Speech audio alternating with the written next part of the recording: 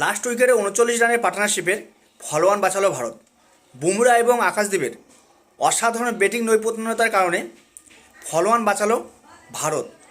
আকাশদীপ 31 বলে 27 রানে অপরাজিত, অপরদিকে বুমরা 27 বলে 10 রানে অপরাজিত। প্রথম এবং দ্বিতীয় টেস্টে দল থেকে ব্যর্থ রবীন্দ্র জাদেজা তৃতীয় টেস্টে খেলতে নেমে 77 রানের একটা অসাধারণ ইনিংস খেলেন।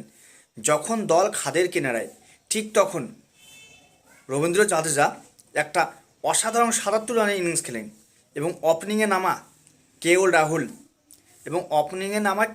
84 রানের ইনিংস খেলে শেষ পর্যন্ত এই দুই ব্যাটার রবীন্দ্র জাদেজা এবং কে এল রাহুল, অপরদিকে দুই পেস বোলিং আকাশদীপ এবং জসপ্রীত বুমরার অসাধারণ ব্যাটিং নৈপুণ্যতার কারণে তৃতীয় টেস্টে ফলোয়ান বাঁচালো ভারত। কি বলবো, বুমরা এবং আকাশদীপ যেভাবে ভারতকে বোলিংয়ে সহায়তা করছেন, ঠিকভাবে ব্যাটিংয়েও সহায়তা করছেন। ব্যর্থ কিং কোহলি, আবারও ব্যর্থ ভারতের অধিনায়ক রোহিত শর্মা,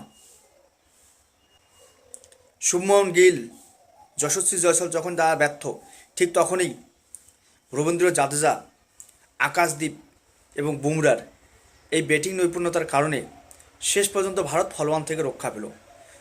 তৃতীয় টেস্ট সম্ভবত ড্রয়ের লক্ষণেই বেশি, আর মাত্র একটা দিনের খেলা রয়েছে।